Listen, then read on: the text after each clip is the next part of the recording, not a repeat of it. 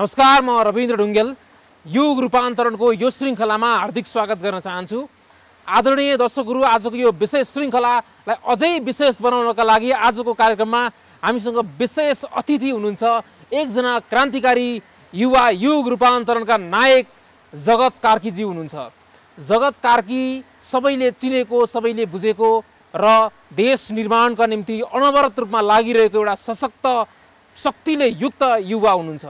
उहाँ अमेरिका कुनै काम विशेषले भन्दा पनि त्यहाँको मोडेल कस्तो हो, विकासको मोडेल कस्तो हो, अमेरिकाले चाहिँ कसरी पहिलो विश्वमा कसरी फड्को मार्यो र विश्वकै एउटा शक्तिशाली र सम्पन्नशाली मुलुकको रूपमा आफूलाई दर्ज गरायो त, यसको विकासको रोड म्याप कस्तो हो त भनेर उहाँ एउटा सफल इन्जिनियर पनि भएको हिसाबले चाहिँ उहाँले त्यसको चाहिँ सिकाइका लागि त्यसमा चाहिँ के सिक्न सकिन्छ र नेपालमा त्यसको प्रयोग कसरी गर्न सकिन्छ भन्ने विषयमा चाहिँ उहाँ विशेष गरेर त्यहाँको विकासको मोडेल सिक्नका लागि अमेरिकाको यात्रामा जाँदै हुनुहुन्छ। उहाँ लामो समय सायद अमेरिका नै बस्नुहुन्छ र यद्यपि उहाँ कम्युनिस्ट राजनीतिको अत्यन्तै एउटा ज्वलन्त युवा पनि भएको हिसाबले चाहिँ उहाँले देख्नु भएको नेपालको समृद्ध नेपालको सपना कस्तो हो, समृद्ध बुढा नीलकण्ठको सपना कस्तो हो।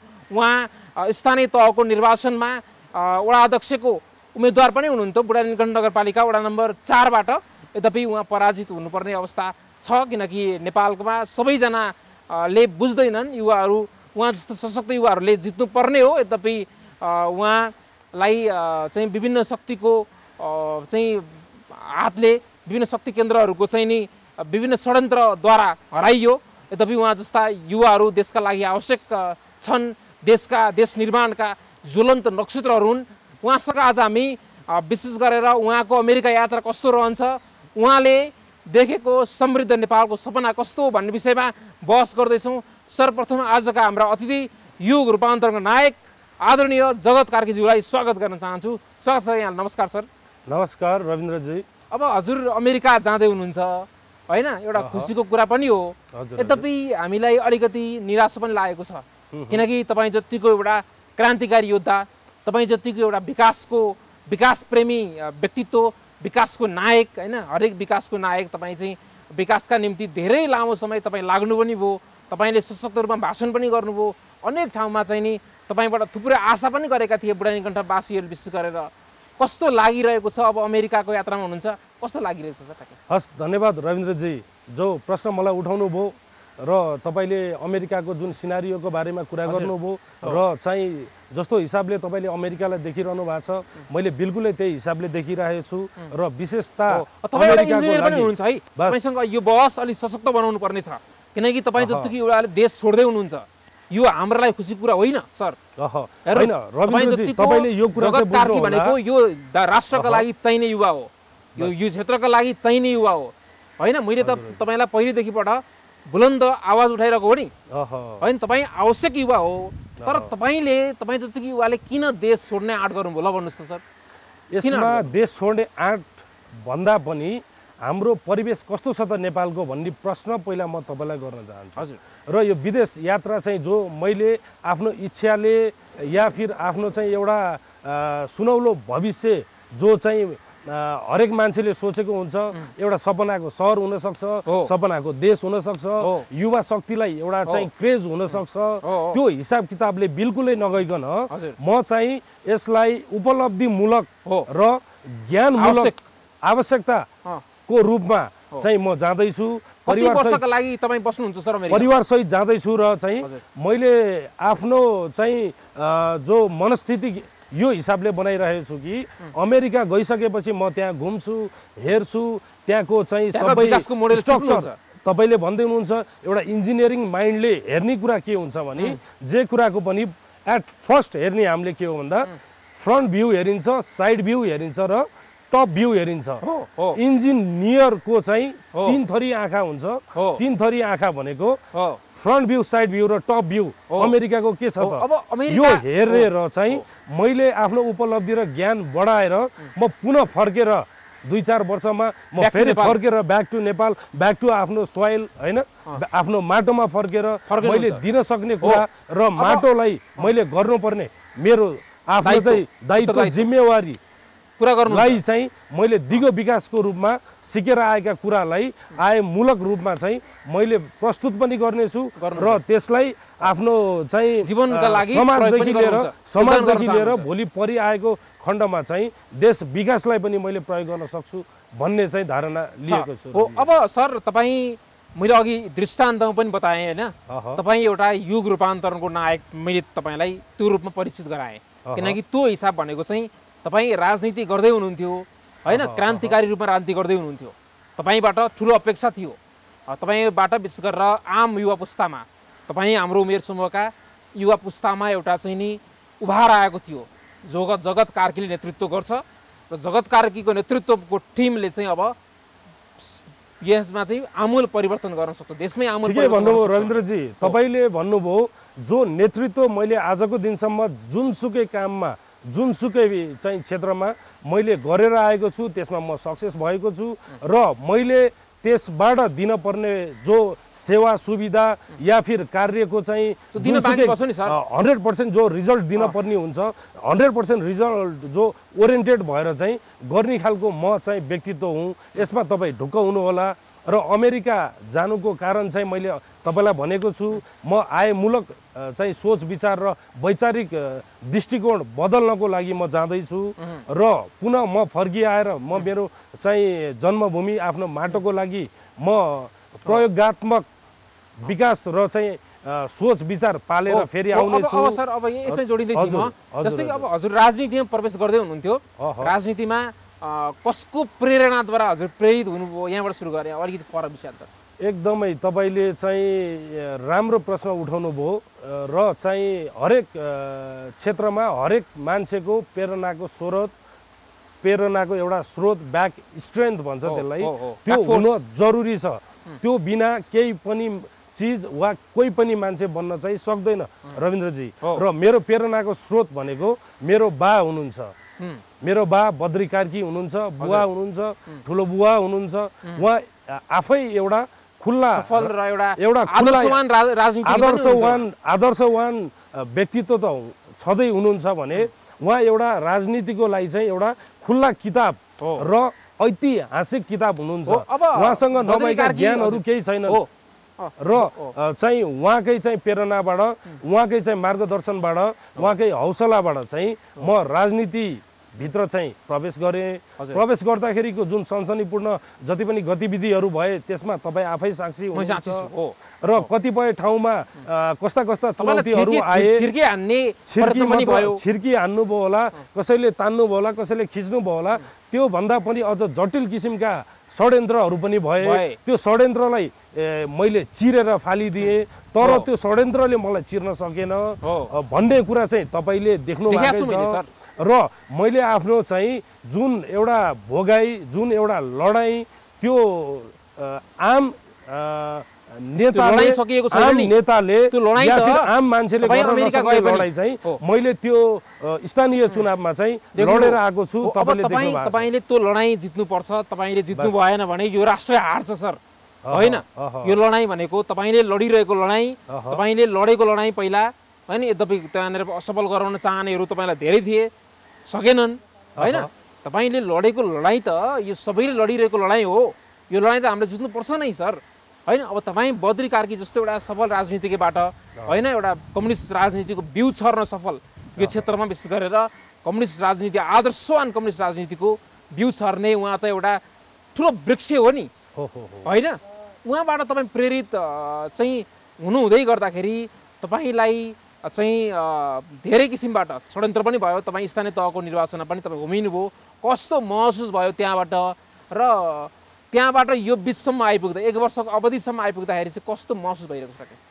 एकदम गौरवान्वित महसुस भइरहेको छ, किनभने जो मेरो आफ्नै बुवा हुनुहुन्छ, बुवा नै ऐतिहासिक र राजनीतिको लागि एउटा भरपूर किताब हुनुहुन्छ भने उहाँको मार्गनिर्देशनमा म यहाँसम्म आइपुग्दाखेरि उहाँ एउटा विशाल वृक्ष हुनुहुन्छ र उही विशाल वृक्षको म पनि जरा नै हुँ र चाहिँ विशाल वृक्षको चाहिँ मैले आफ्नो जिम्मेवारी या फिर मार्गदर्शन जो मैले महसुस गरेको छु, साथै भोगिआएको जतिसुकै कुराहरू चाहे राजनीति हुन्, चाहे सामाजिक कुराहरू हुन्, चाहे हामीले साथमा चाहिँ भोगिआएका कुराहरू सबै नै एकदमै समाजलाई आमूल परिवर्तन गराउन सक्ने खालको सन्देश त्यो समाजमा हामीले स्पष्ट रूपमा राख्न सक्यौँ, बलियो रूपमा राख्न सक्यौँ र हामीले कसैलाई ढाँट्न छल्न कतैतिर पनि कहिले पनि लागेनौँ र यही कुराले गर्दाखेरि आजको दिनमा पनि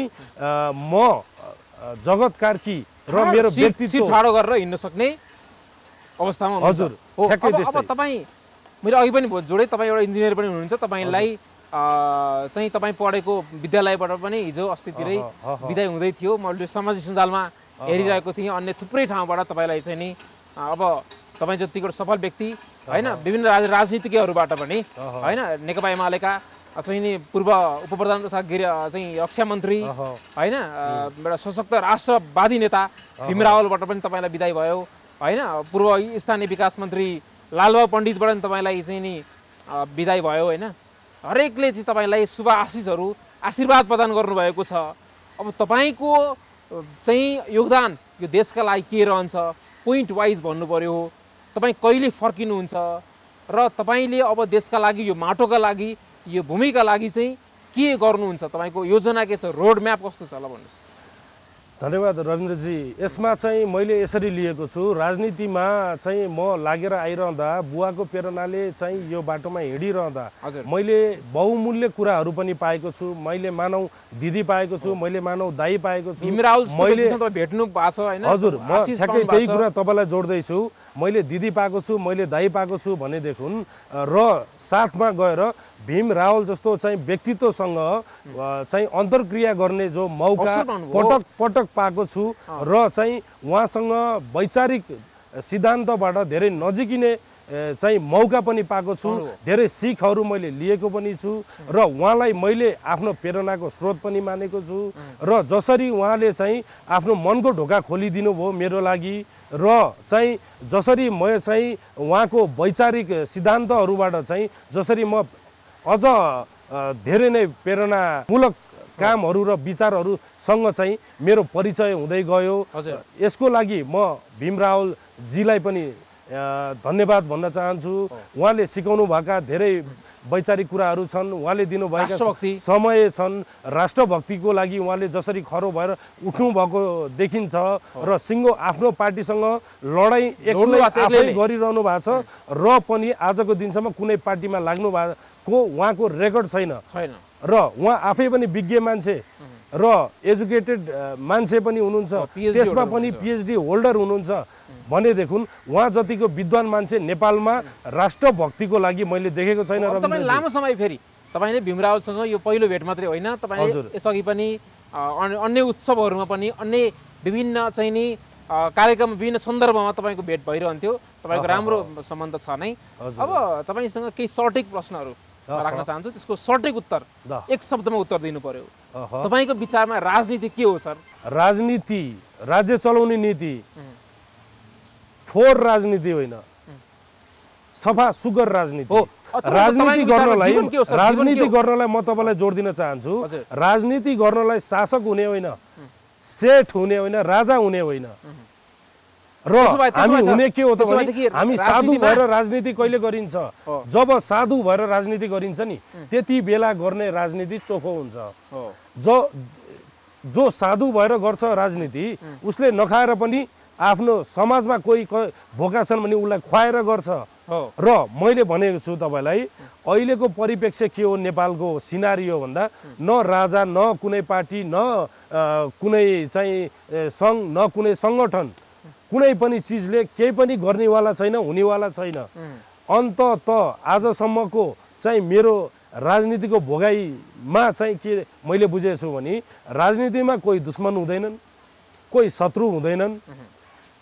क्षणिक समयको लागि दुश्मनी गरेको देखिन्छ भने केही बेनिफिसियल काम भयो भने हरेक राजनीतिक दलहरू हिजो आज देख्नु भएको छ एकै ठाउँमा जमघट हुनुहुन्छ। त्यहीसँगै जोडी मैले राजनीतिमा सर विचार ठुलो हुन्छ कि व्यक्ति ठुलो हुन्छ सर? राजनीतिमा विचार ठुलो हुन्छ भनेको जगत कार्की विचारको पक्षधर होइन त? विचारको पक्षधर र म तपाईलाई भन्छु विचार नै विकासको बिउ हो रविन्द्रजी। एकदम सही कुरा गर्नुभयो। अर्को तपाईँको विचारमा जीवन के हो सर? जीवन महाभारत हो। बुझ्न सकिँदैन? त्यति विशाल छ महाभारत जत्रो जीवन। महाभारत एक शब्दमा मैले तपाईँलाई जवाफ दिएँ। त्यसको सिनारियो तपाईँ आफैले किताब पढ्नु होला। धेरै झमेला, धेरै चाहिँ कठिनाई, धेरै चाहिँ नि भित्री राजनीतिभित्र मैले भने तपाईँलाई जीवन संयोजन हो भन्नु खोज्नुभयो होइन? संयोजन र चाहिँ जो महाभारत जो चाहिँ धेरै किसिमको अन्तर्गुलन छ। बस त्यो संयोजन हो। त्यो भित्र चाहिँ तपाईँले देख्न सक्नुहुन्छ, हरेक षड्यन्त्र देख्न सक्नुहुन्छ, राजनीति देख्नु सक्नुहुन्छ। तपाईँको विचारमा नेपालमा भएका मध्ये सफल राजनीतिज्ञ को तपाईँको विचारमा मनपर्ने, तपाईँको मनपर्ने नेता को?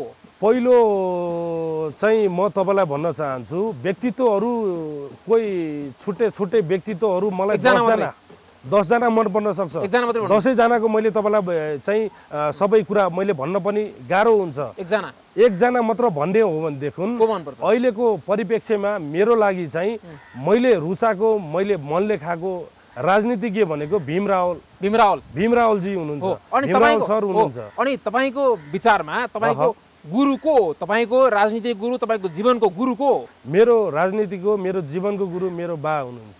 नाम भन्नु सक्नुहुन्छ? बद्री कार्की मेरो बुवा हुनुहुन्छ।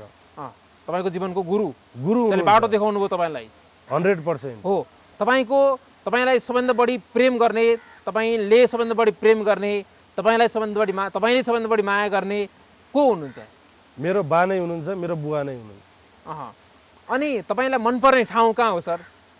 मेरो लागि मनपर्ने ठाउँ नै मेरो स्वदेश नै हो र नै हो। त्यसमा पनि मेरो जन्मभूमि नै हो र त्यसमा पनि मेरो बुढानीलकण्ठ जहाँ चाहिँ मेरो जन्म भयो र बुढानीलकण्ठबाटै मेरो जन्मदेखि लिएर चाहिँ जोडिएर आएका गुरुकुलदेखि लिएर मेरा कर्मभूमि पनि यहीँबाट सुरु भएको भएर मेरो लागि चाहिँ स्वर्ग नै बुढानीलकण्ठ नेपाल नै छ चाहिँ नि तपाईँको मन छ। हजुर हो।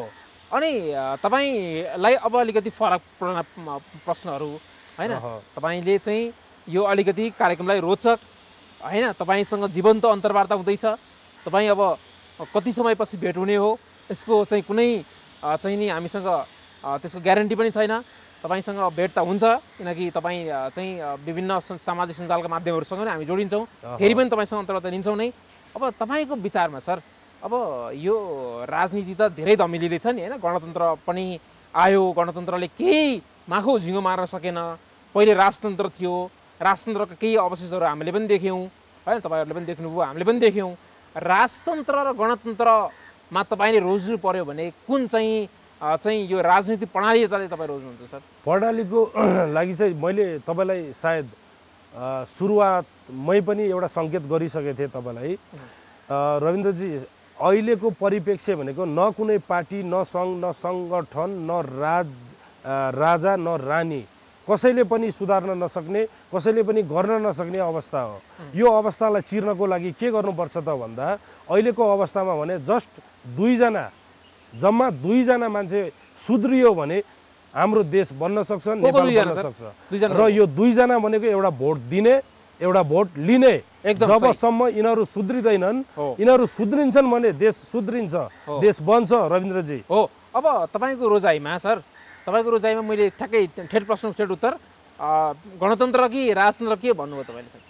म दुईटैको चाहिँ विपक्षमा छु रविन्द्रजी। भनेको कुनै पनि शासन प्रणाली प्रधान हुँदैन भन्ने तर्क रह्यो यहाँको। केपी ओली जो चाहिँ एउटा राष्ट्रवादी नेताको रूपमा छवि स्थापित भएको व्यक्ति पनि हुनुहुन्छ। केपी ओली प्रचण्डमा रोज्नु पर्यो भनेदेखि तपाईँको रोजाइमा को पर्नुहुन्छ? रोज्नको लागि बेटर चाहिँ मैले देख्दाखेरि विचार र काम गराइमा र जनताले जति पनि रुचाउनु भएको त्यो डाटाबेसको चाहिँ हिसाबमा मैले देख्दाखेरि चाहिँ केपी ओली नै हुनुहुन्छ। बस केपी ओलीलाई नै सबैले अहिलेको अवस्थामा बुढानीलकण्ठ रोज्नुहुन्छ कि अमेरिका रोज्नुहुन्छ? ल म दुईटै रोज्छु अहिलेको परिप्रेक्ष्यमा। किन? म जहाँबाट जन्मिएर आएँ, यदि त्यहाँबाट जन्मेर नआएको भए म आज अमेरिकासम्म चाहिँ मेरो विचार र मेरो काम अथवा म आफै पुग्ने थिइनँ। नानीलाई कस्तो छोरी बनाउन चाहनुहुन्छ?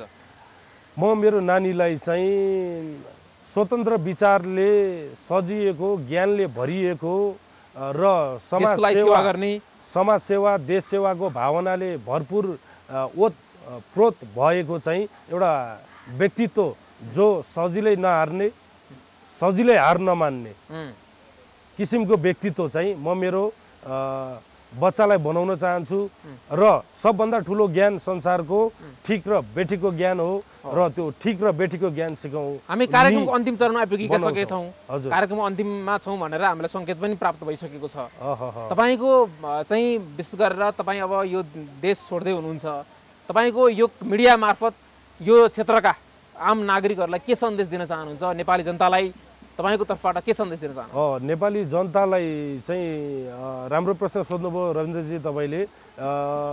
मैले चाहिँ सुरुदेखि पनि भनिआएको छु, आम देशवासी अथवा देशभित्रका चाहिँ हरेक व्यक्तित्व र नेता हुँदै गएर चाहिँ मन्त्रीदेखि लिएर प्रधानमन्त्री राष्ट्रपतिसम्म हुनुभएका हरेक व्यक्तित्वलाई चाहिँ एउटै सल्लाह सुझाव म के दिन्छु भने हामी सुध्रियौँ, सबैजना सुध्रिन सकिन्छ। हामी सुध्रियो भने देश सुध्रिन्छ। यसमा पनि मैले भनेको छु, हामी भित्रबाट 2 जना मात्र सुध्रियो भने पुरै देश सुध्रिन सक्छ, बन्न सक्छ। त्यसमा एउटा भोट दिने, एउटा भोट लिने, यो दुईटा सुध्रिनु महत्त्वपूर्ण चाहिँ सधैँको लागि चाहिँ मैले देखेको छु। कुरा बुझ्नुभयो? तपाईँ जतिको एउटा चाहिँ सशक्त युवासँग अन्तर्वार्ता लिन पाउनु सबैको हाम्रो सौभाग्य पनि हो। तपाईँको महत्त्वपूर्ण समयका लागि हार्दिक धन्यवाद दिन चाहन्छु। साथै तपाईँ जतिको एउटा युग रूपान्तरको नायक, तपाईँ क्रान्तिकारी योद्धा जसले चाहिँ अब अमेरिका गएर अमेरिकाको विकास निर्माणको अवस्था, त्यहाँको रोडम्याप, त्यहाँको विकासको शैली, त्यहाँको इन्जिनियरिङ होइन त्यो सिकेर नेपालमै प्रयोग गर्न सक्ने उत्प्रेरणा तपाईसँग त्यो शक्ति जागृत होस्। तपाईँलाई धेरै धेरै शुभकामना, हाम्रो टिमको तर्फबाट शुभकामना, हाम्रो टेलिभिजनको तर्फबाट धेरै धेरै शुभकामना दिन चाहन्छु सर। हस्, धन्यवाद रविन्द्रजी। र तपाईँले दिनुभएको शुभकामनालाई म चाहिँ आफ्नो मनमा साच्ने छु र मैले गर्न सक्ने तपाईँलाई केही समयपछि फेरि तपाईँसँग फेरि अन्तर्वार्ता लिन पाइयोस् र तपाईँले 3-4 वर्षपछि फेरि हामीलाई हाम्रो देशलाई सम्झिएर देशका लागि केही योगदान गर्नुहुन्छ भन्ने अपेक्षा पनि छ है सर हामीलाई। हजुर, धन्यवाद रविन्द्रजी। त्यसमा तपाईँले मलाई चाहिँ प्रश्न गर्नै पर्दैन, किनभने म आफ्नो देशको, आफ्नो माटोको यसै प्रेमी छु, उसै प्रेमी छु र फर्केर आउँदा मेरो हरकत र मेरो चाहिँ कामले जति बेला जुनसुकै बेला मलाई बोलाउँदा त्यो समयमा म सही समयमा सही ठाउँमा उभिएर सही काम गरेर चाहिँ देशको लागि योगदान गरेको हुनुहुन्छ। देशको लागि योगदान पनि गर्नेछु र आफ्नो काम कर्तव्य गर्ने शैलीलाई चाहिँ कहिले परिवर्तन गर्नुहुन्न, कहिले अडिग राखेर चाहिँ म काम गरिदिनेछु। हस्, तपाईँको महत्त्वपूर्ण समयका लागि हार्दिक धन्यवाद दिन चाहन्छु सर। हस्, धन्यवाद। दर्शकहरू, यति बेला हामीसँग जगत कार्की जसको हामीले अन्तर्वार्ता सम्पन्न गरिसकेका छौँ।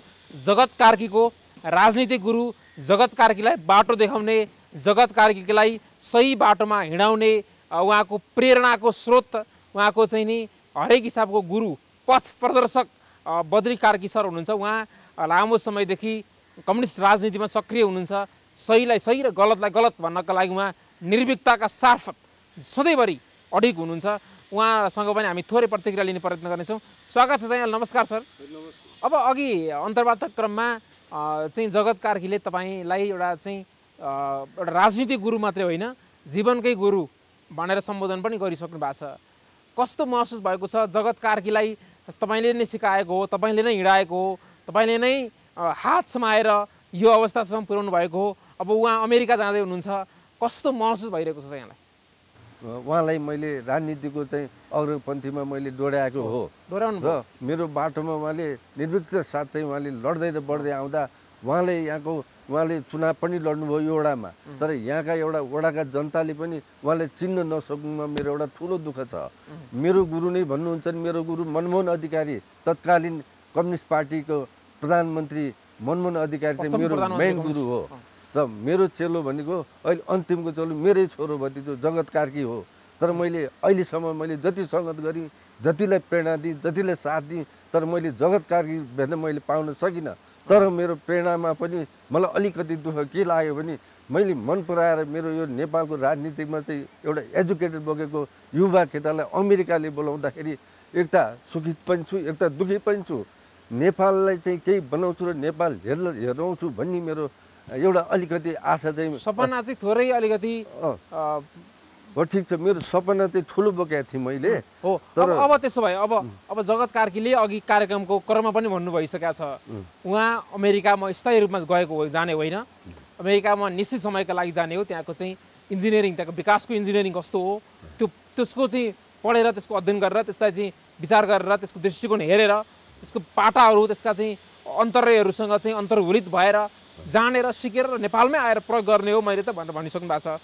कस्तो लागेको छ? तपाईँको एउटा भतिजो पनि हुनुहुन्छ र तपाईँको एउटा चेलो पनि हुनुहुन्छ हिसाबले बाहिर हिसाबले हेर्ने हो भनेदेखि चाहिँ तपाईँले त हुर्काउनु भएको नि होइन? अहिले चाहिँ कस्तो गर्व महसुस भइरहेको छ? एक त म गर्वैमा भएको हुँदा एउटा राम्रो विचार भएको हुँदा नि मैले उहाँलाई यतिको व्यक्ति हो नि राजनीतिकमा भोलि देशको हाँक्न सक्छ भन्ने हिसाबले मैले उहाँलाई चुनेको हो। तर नातामा मेरो छोरो भयो नि राजनीतिमा मेरो साथी हो, मेरो पार्टनर हो। मैले बुद्धि र विचारलाई मान्यो, उमेरलाई मान्ने होइन। उमेरमा भने मेरो उमेर त धेरै माथि छ, तर योग्यता र क्षमतामा मेरोभन्दा बढी उहाँको छ। हस्, तपाईँको आशीर्वाद पनि लागोस् उहाँलाई, उहाँ एउटा सफल राजनीतिक बन्नुहोस्, हजुर जस्तै आदर्शवान र सबैको प्रेरणाको स्रोत बन्न सक्नुहोस्। उहाँलाई पनि हजुरको तर्फबाट आशीर्वाद दिन चाहनुहुन्छ? मैले आशीर्वाद मैले दिँदै पनि आएको छु र उहाँलाई आशीर्वाद दिलाउने ठानी म पाइला हिँडेको छु। उहाँले नै ठुल्ठुला राजनीतिकहरूसँग भेटाउनु भयो होइन? अहिले हरेक अब मैले नामै भन्नुपर्दा पूर्व मन्त्री रक्षा मन्त्री ईश्वर पोखरेल र अर्का रक्षा मन्त्री पूर्व मन्त्री भीम रावल, लालबाबु पण्डित र अमेरिकाकै एकजना प्रेमराज महतलाई सम्म मैले उहाँलाई स्वागत भयो। र अर्को शान्ति अधिकारी जुन हिजो पूर्व सांसद हो, मनमोहन कमरेडको बुहारी हुन्। मैले अब सबैको नाउँ लिने भ्याइनँ। मैले देशका कर्मठ एउटा विशिष्ट श्रेणीसँग साथमा लिएर गएर उहाँहरूको सबैको स्वागत चाहिँ उहाँले पाउँदाखेरि म धेरै हर्षित छु। तर उहाँ स्वागत दिने बधाई दिने सम्पूर्णलाई मेरो यही तपाईँको टेलिभिजन मार्फत यो महत्त्वपूर्ण चाहिँ कार्यक्रममा मैले सबैलाई चाहिँ स्वागत र धन्यवाद दिन चाहन्छु। हस्, तपाईँको महत्त्वपूर्ण समयका लागि हार्दिक धन्यवाद दिन चाहन्छु सर। हस् त, तपाईँले यो अन्तर्वार्ता लिन लाउँदा तपाईँले मैले धेरै धेरै धन्यवाद छ। र यो टेलिभिजनको कार्यक्रम अलि लामो समय र ठाउँमा कुनामा पुगोस् भन्ने पनि म एउटा सुझाव दिन्छु। यहाँ जस्तो पत्रकार, अब स्पष्ट पत्रकार मैले यहाँ जति चाहिँ ऋषि धमला भन्दा पनि राम्रो चाहिँ तपाईँले मैले माने। म जो पाइ पत्रकारसम्म अन्तर्वार्ता दिने पछ्या पनि छैन र म पत्रकारको कुरा पनि सुन्ने पछ्यान छैन। यो देशको भाषणले मात्रै देश सिद्धिया छ, यो अन्तर्वार्ताले पनि ट्याम सिद्धिया छ भनी म रविन्द्र ढुङ्गेलजीलाई चाहिँ मैले स्पष्ट पत्रकारिता चाहिँ मैले तपाईँलाई मान्यता दिएको छु। यो यस हो टेलिभिजन देशव्यापी चाहिँ कुना पुगोस् र यो सत्य र तथ्य सञ्चार लिएर व्यापक जनमानसमा पुगोस् भन्ने कुरो यो म सन्देश दिन चाहन्छु तपाईँलाई। म हस् ल, तपाईँको महत्त्वपूर्ण समयका लागि हार्दिक धन्यवाद। तपाईँको आशीर्वाद हामी सबैलाई लागोस्, जगत कार्कीलाई पनि लागोस्, हामी सबैलाई लागोस्। तपाईँ जतिको एउटा चाहिँ आदर्शवान व्यक्तित्वको, तपाईँ जतिको एउटा चाहिँ एउटा विशाल वृक्ष हो, तपाईँ त विचारहरूको वृक्ष हो, आदर्शहरूको वृक्ष हो होइन, प्रेरणाहरूको वृक्ष हो। तपाईँलाई पनि होइन विशेष अब यो व्यक्तित्व, यो विचारको अझै धेरै फैलावट होस्, अझै धेरै हजुरका चेलाहरू बढुन्। हार्दिक मङ्गलमय शुभकामना हजुरलाई पनि र धेरै धेरै धन्यवाद दिन चाहन्छु सर हजुरलाई। हस्, धन्यवाद। हस्, आदरणीय दर्शकहरू, हामी युग रूपान्तरणको अन्तिम चरणमा आइपुगेका छौँ। आजको यो विशेष सन्दर्भमा हामीले दुईजना विशेष गरेर नेपालमा मात्रै होइन यो क्षेत्रको एउटा ज्वलन्त कम्युनिस्ट राजनीतिका आदर्शवान व्यक्तित्व बद्री कार्कीज्यूसँग र उहाँकै एकजना चेला, उहाँकै साथी, उहाँकै सगोत्री जगत कार्कीसँग हामीले बहस गऱ्यौँ। यो बहसलाई हामीले जीवन्त बनाउने प्रयत्न गऱ्यौँ। आजको यो विशेष सन्दर्भबाट मलाई पनि बिदा दिनुहोस्। नमस्ते।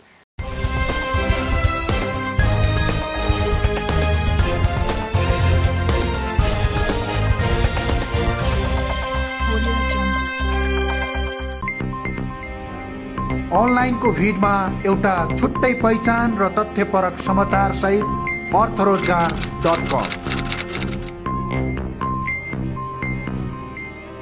देशको अर्थतन्त्र साना हुन् वा ठुला, औद्योगिक हुन् वा घरेलु, सबै हाम्रो प्राथमिकतामा। वैदेशिक रोजगारीका व्यथितिमाथि सिधा अनि खरो प्रश्न, सटीक र तार्किक ढङ्गले तपाईका हरेक जिज्ञासाको उत्तर खोज्नेछौँ। मात्र अर्थरोजगार.com मा। तपाईले हामीलाई www.अर्थरोजगार.com र फेसबुकमा र ट्विटरमा एकैसाथ पढ्न र हेर्न सक्नुहुनेछ।